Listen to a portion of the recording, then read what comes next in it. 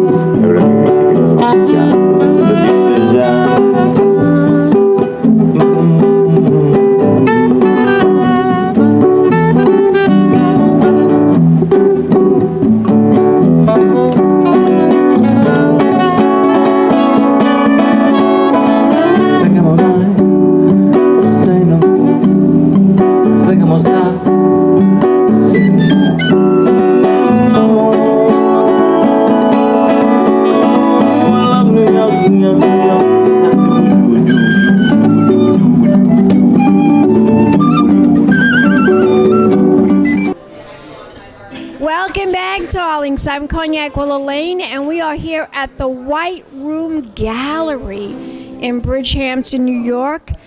And I'm here in the Hamptons, and it's all about boundaries. That's the name of this wonderful art show. And I'm talking to one of the artists, and she's also one of the partners. Introduce yourself to the camera. Hi, I'm Kat O'Neill. I'm one of the artists, as you just said, co-director and partner at White Room Gallery. Tell my audience about the show this evening. What is the show really about? Well, it's actually called Out of Bounds, so it's all about pushing the boundaries. Whether myself, I shot a lot of tombstones of the East End and layered them to bring a narrative to those. And then the sculptures outside are kind of very evocative, provocative. And then we have this work here, which is Anne Brandeis, which is kind of like a sepia toned on just kind of her perspective on space and time. And then we have oil paintings that are over here that are also kind of like abstract, and you don't know quite where you are, but you want to be there. They're all beautiful. Everything in this gallery is just gorgeous. Tell my audience how you became involved with the White House Gallery. Well, my background is a writer, playwright in the city, creative director, and I was always doing photography, and I moved out east about 2005. East Hampton. And about 2 years ago, I thought, well, maybe I should, I write as well for the East Hampton Star, and I thought maybe I should start using my portfolio somewhere. So I was trying to think which gallery would really work for me, and I really liked the vibe of this gallery and had great press. It opened here in about 2 years ago, and it's been voted best gallery, since. Really? Platinum since it opened. So it's got a great following, a great community, and I thought this really works for me because that's... I would think a lot of people buy at this particular... some of these galleries have beautiful art, but no one's buying the art. Well, I think the price point here isn't so crazy. I saw that. I've been to galleries where the paintings are like $50,000, and I mean, honestly, do people really want to spend that much on a painting or a piece of sculpture? We do have a $100,000 one outside, but that's not the norm. Usually they're a little lower price point. Sculptures are tricky though, because this. Why is sculpture tricky? What makes sculpture, not so easy to really consider buying? What's complex about it? It's so work intensive, and it's a lot of things are one of a kind, but I think the work intensive quality of it, and I think you build up a reputation. I mean, we have Phyllis Hammond out there, and I think hers is at 38,000. She sells.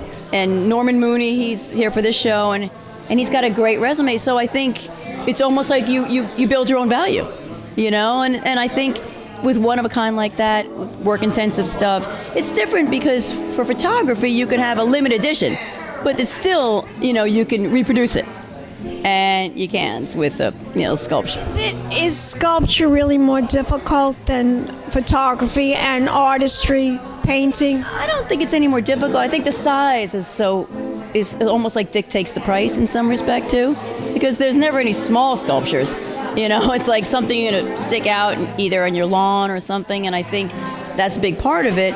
But I mean, the pieces I did, layering photography, is also a lot of work, and also anyone painting. I mean, you have to almost like see it first, and then it looks easier than it is sometimes, and then you're like, No, you don't have to tell me. I know anything that is creative and artistic takes a lot of time and passion with the artist that's doing the work, because you have to have feeling and to make it look interesting, to make it look enticing. It's your passion that brings that out. Well, it's also like, for me as a writer, I always try and come up with an idea first.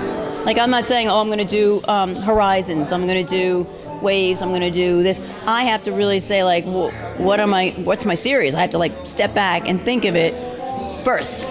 So it's like, then you see if the idea works. Sometimes it doesn't. You don't do it, you don't produce them, you go to the next thing. So Does your writing inspire you to do the photography that you do? Tell my audience what you write for the Rising Star? Oh, East Hampton Star. Yes, East Hampton Star. Yeah, tell us about your column. My column is called Uncle Jack's blank. The last one was called Uncle Jack's One-Armed Bob. And it was about this guy with one arm who comes into the bar. It's always a bar setting.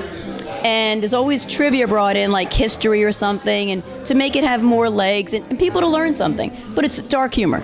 And One-Armed Bob had these kids, and every time they gave him a present, they gave him the pocket on the wrong side. So it was like a character was kind of born out of his own journey. He never knew why he lost his arm, and it didn't really matter. So it kind of evolved from there. It started in 2005 or 6, and each time is a different story about Uncle Jack somebody who comes to the bar, and you go through this journey in life, and then there's humor, and then you get out. So it's been really fun to do. And from that, I actually did some work with Uncle Jack's icons from vintage album covers that had a little story on the bottom. And then it evolved. So I'm always evolving, and for me, different series all the time. You know what, darling? We all are evolving. Every day of our life, right, we're changing, and there's something always that we're learning. No matter how old we are, we're always learning something new. I think that makes it fun. If you do that's what makes the art so appealing, right? Because we're learning and we're inspired by so many. My art is my videos and my entertainment and my TV show and my column as well. Persona. Yes, and my own persona. the whole thing, and I think that's just so cool. So I totally agree. And I think sometimes they want you to have your look. Like, oh, that's what you do. And I keep changing it up, and I don't know if that's detrimental, but I feel like that it's inspiring. And to your point, it's like, if you're not going to evolve, do the same old, I find that just, for me, not inspirational. Tell my audience where we can learn more about you as a playwright, as a writer, as a photographer and an artist. Do you have a website? Yes, I do. KatO'NeillGallery.com. And that's K-A-T, should I spell it? KATONEILL Gallery, GALLERY.com. And Can we find you on Facebook and Instagram? yes, and I my advertising is my company, BigBusinessInc.com, B-I-G, Business, B-I-D-N-E-S-S, like a kid, Inc.com. So those are my two places. And yeah, and you know, doing the Instagram thing, I had just started that. I've been remiss, but definitely on Facebook and stuff, yeah. So Your work is beautiful, and I'm having a wonderful time looking at all the art. And thank you so much for the interview. Give me a kiss. And we'll be back in a moment, darlings, with more interviews right here at the White Room Gallery in Bridgehampton, New York. Keep watching. Big champagne kisses.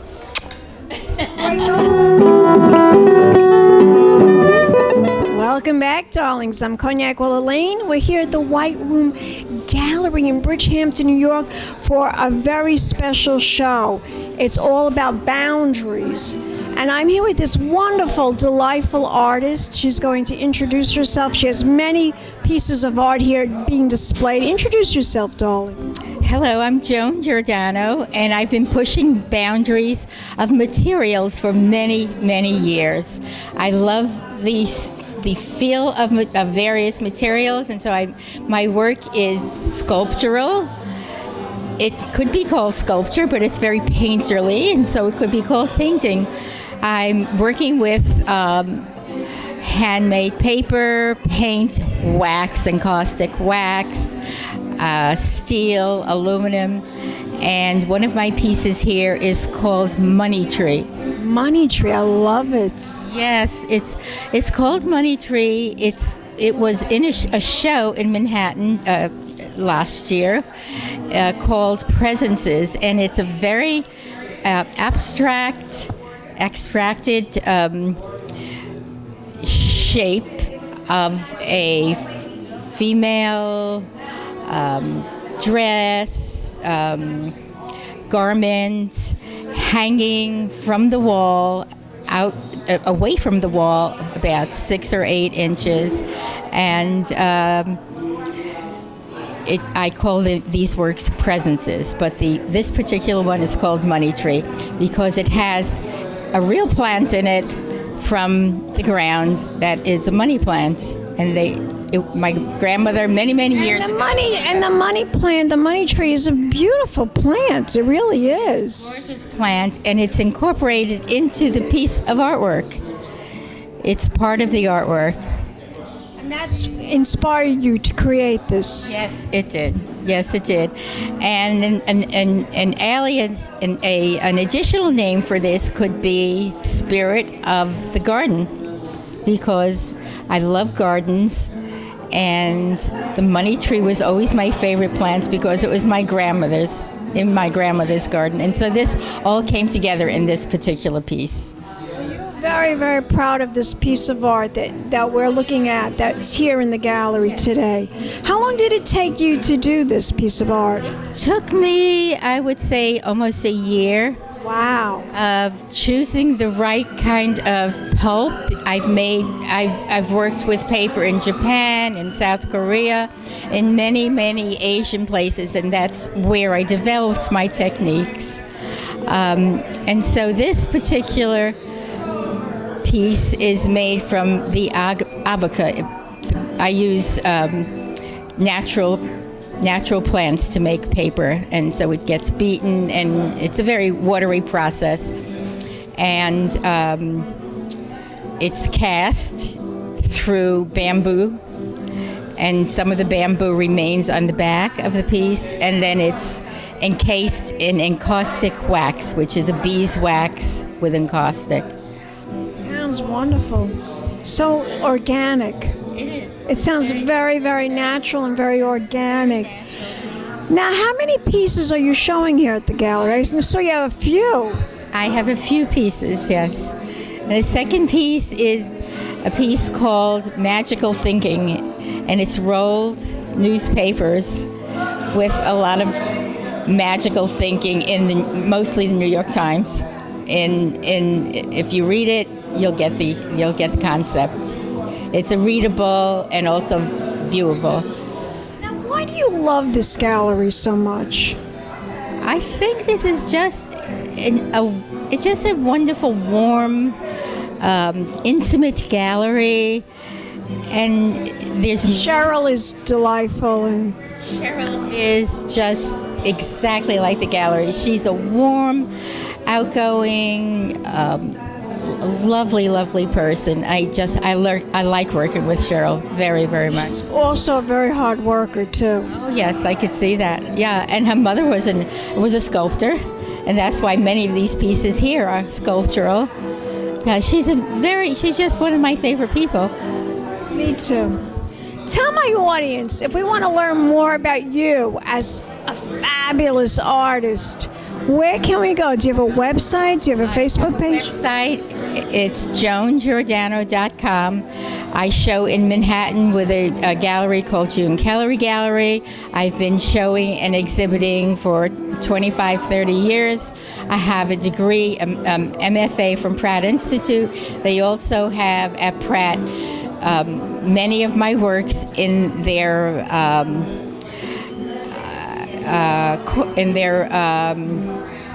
in the president's room, and also I have two works that are in the conference room at Pratt Institute. Wonderful. That's very, very exciting. And I want to thank you very much for that wonderful interview. And your paintings are beautiful, and much success here at the gallery. Thank you. Don't go away yet. We'll be back in a moment, darlings. More interviews coming up right here at the White Room Gallery in Bridgehampton, New York. Pink champagne kisses. Hey, darlings, I'm Cognac Wellerlane, and we are here at the White Room Art Gallery right here in Bridgehampton, New York. And it's all about boundaries. This wonderful show, this wonderful art show. And I'm talking to one of the owners tonight, and she's going to introduce herself to the camera. Hi, I'm Andrea Mccafferty. You have such a delightful gallery here, and the paintings and the sculptures are always so beautiful. Tell my audience, tell us what it took to put this whole show together. Can you explain that to my audience? Sure. I put artists together that I think they either work as far as color, textures, composition. It's a struggle sometimes to put work together. It's a challenge. But they somehow I can't. It's hard to even describe. To make sure it's cohesive. Oh, absolutely. I always say to people, it's like creating a larger piece of artwork. I'm an artist myself, and so when I curate, this whole space is creating an art piece. It's putting everything into the proper positions, and so that everything flows and everything's cohesive and it all works. And you can see when a show isn't curated. You really can. Oh, yes, I know. It's like it just doesn't make sense. Oh my God, it doesn't make sense. And yeah, it takes me hours. I move things around. I labor at how I curate things. Position the whole thing, right? And what I try to do is I put heavier pieces, the bigger pieces in the back, the more lighter colored, smaller pieces in the front. So there's like a nice flow. There's a feng shui involved with the work that I hang. How many pieces are being shown in this particular show? This one has probably, I would say, about 25 pieces. Very nice. 25 pieces. Okay. Now, tell my audience, what do you think that people in the Hamptons, what are they looking for? What type of art do they really want? Oh, it's funny. It's like you have certain people that just want the classic landscape or they go for the light blues. Grays are very popular right now, very serene things. But I tend to show, I'm definitely an eclectic gallery. And I show things that I think real art collectors are looking for. You know, things that are different, that not everybody else is doing. And that's where I think that this gallery is a little bit different than other ones, you know. I just love this gallery. I think the art here is just beautiful. And you do a terrific job. Tell my audience, if we want to learn out more information on how we can find out more about your art, more about your shows, what is the website? Well, we have, it's www.thewhiteroomgallery.com. We're on First Dibs, which is also an online platform where we have artwork for sale. And you know, we do shows every 3 to 4 weeks. That's throughout the whole year or just in the summer? Yeah, I pretty much stay open all year.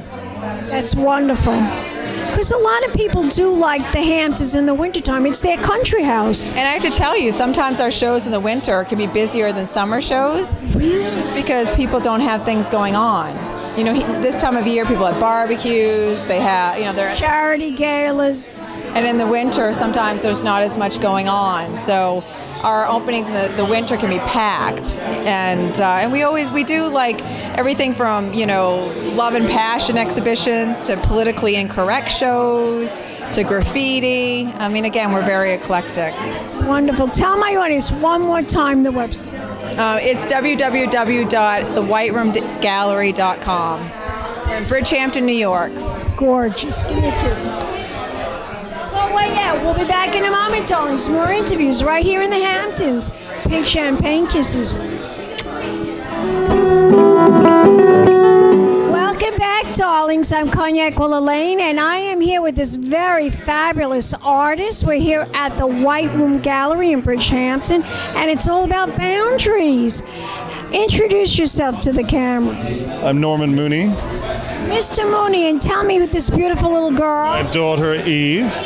She wants to steal the show, I think. She is an absolute show stealer, completely. She's a lad. And Lammy, don't forget Lammy is here. Lammy is here too. Now tell my audience about your art that's being displayed here. Tell us a little bit about the inspiration behind it. The work I have here is cumulus stones. They're marble sculptures that are somewhat cloud-like. They're made in Italy in Carrara. It's white Carrara marble. I've been looking and thinking, as we all do, everyone, they're like this sort of universal, ambiguous thing, clouds, that we all have a funny personal connection with. And I wanted to try and tap into that a little bit and touch that. You know, they're a strange thing because they don't look like anything particularly, and yet they look like everything, you know? So to try and work with something that's that amorphous and ambiguous was an interesting challenge, and I worked. I would think it would be an interesting challenge. It really was, and I worked with a lot of different mediums to do it. I worked with clay and polystyrene and a lot of maquette making, and ended up working in 3D computer modeling in an animation software actually. And then translated that. I work with amazing artisans in Italy, in Carrara, to carve the work. Italy is so beautiful, and the art there is just so amazing. So I felt like it was like a journey, a sort of I had to make, you know. It was like this, we went to Rome and to Florence and saw this Favorite city? My favorite city in the world? Well, in Italy. Florence, without a doubt. Yes, it's gorgeous. That's the capital of the artwork, right? Absolutely beautiful. So we saw all this incredible work, and then actually the family came with me. That's what inspired you to create, yeah? And work with these amazing people and made this work. This was last summer, actually. So I got the work shipped over just a few months ago, and so it's great to have it out here in Bridgehampton. So it's with White Room and Cheryl. Tell my audience, how many pieces are being displayed here in this particular gallery? 2 sculptures outside, and then I have 2 of a drawing and another wall sculpture inside. So. But your expertise really is in sculpture. Why do you love sculpture more?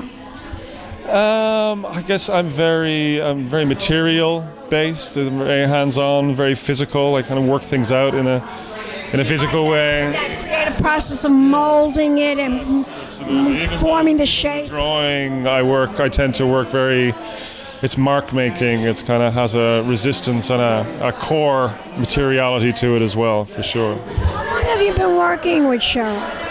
Last year, just 2 years actually. Last year we did a project. No, I said longer than that. We did something at the Cognac Land Trust a couple of years ago, and it was a great exhibition. Some of my big wind seat sculptures she had out there, which were absolutely beautiful. And last year we did this show here as well. Yeah. I would think this little one would inspire you. An inspiration. You ever done anything with her? Did you ever do you should do something with her. She's beautiful. She looks like you. She does, doesn't she? Yeah. And her mama a little bit too. What's your name? Eve. Eve. Wow. How old are you, darling? 3. Do you know what you want to be when you grow up? A doctor. Wow. They already know, these kids, I tell you. Tell my audience where we can find out more about you as an artist, as a sculptor. NormanMooney.com is all my work is there. My studio's in Brooklyn. If anybody wants to come and see my studio, they're more than welcome to. Just drop me a line and be happy to host you. You're gorgeous. Give me a kiss. Don't go away yet. We'll be back in a moment, darlings. More interviews right here in Bridgehampton. Keep watching. Big champagne kisses. Okay. Hello, darlings. You've all heard of Marilyn Monroe. Some of you know Bridget Fordell.